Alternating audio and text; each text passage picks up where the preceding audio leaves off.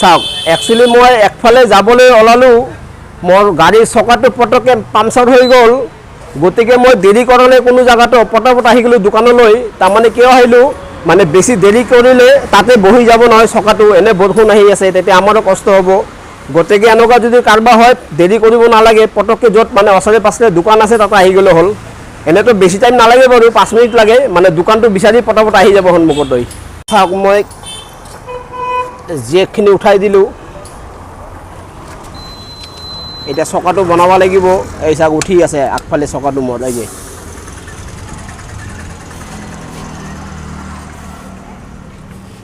ডাঙৰ এটা মস্ত ডাঙৰ এটা গজাল সোমালে চাওক মই একফালে গৈ আছিলোঁ পটককৈ চকাত কিমান ডাঙৰ এটা বলটো সোমাই গৈছে চাওকচোন এতিয়া ইয়াত ওলাব লাগিব আৰু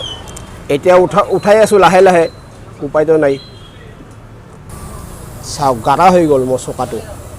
চাওক কিমান ডাঙৰ মানে